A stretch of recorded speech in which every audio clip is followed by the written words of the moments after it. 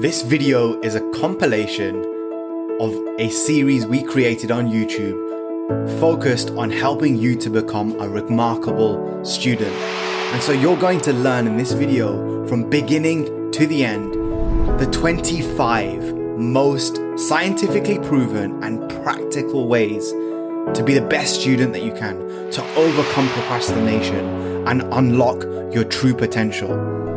So stay tuned and comment below what you're going to do as a result of what you've learned in this video.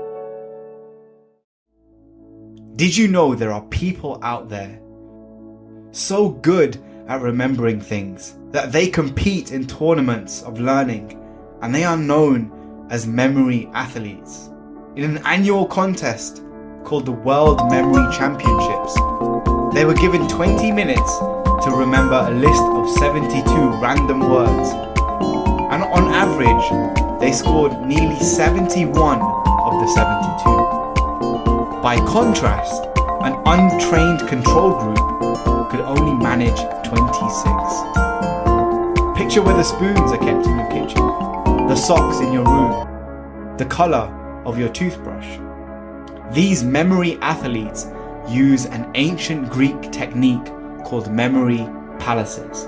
And once you master this technique, you too are going to dramatically improve your ability to study effectively and finally open up your dormant reserves of memory. The idea is simple. You walk through an environment like your house and you place objects in specific places, and then you match the things you want to learn with those objects. So when you're trying to remember that information, perhaps the notes you took that day in class, this technique maps new information onto something that your brain has already evolved to do extremely well. Recall imagery in specific locations. The second technique I want to introduce you to is also known as the protege effect, aka teach someone what you want to learn. A 2007 study looked at this. How does teaching someone impact your learning? Students in this study, who were also teachers to younger students, they scored higher on tests than pupils who were learning only for their own sake. Why?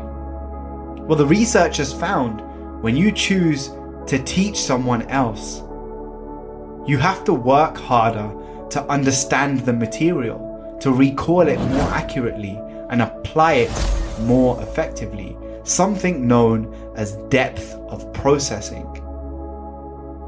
Physicist Robert Feynman created a mental model called the Feynman technique. This technique has 4 steps to it. Number 1, write the name of a concept on the top of a blank page that you want to learn. Number 2, write down an explanation of the concept as if you're teaching a new student. Number 3, identify what's missing. Go back, relearn. And step 4, review everything. Make sure you're avoiding using complicated language and try to simplify everything on the page as much as possible. Number 3. If I asked you right now, is reading again and again a good way to learn? Is highlighting a good way to learn? Is using keyword mnemonics? Well, all of these, they're scientifically proven to be relatively low in effectiveness for long-term learning.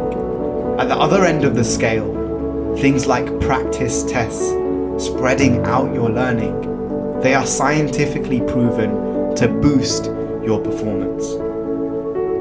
Let's take a look.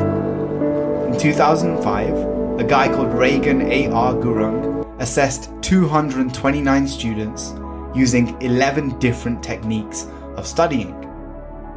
He then matched their techniques with their final exam scores. And many, but not all, of the techniques they used, they did achieve better exam scores. For example, the number of hours they put in it did help. But things like starting studying early or reading material before and after class, that didn't seem to be effective. Reagan also found detriments to studying, and one of them was listening to music. So what did he find that does work? Well, Reagan actually found a technique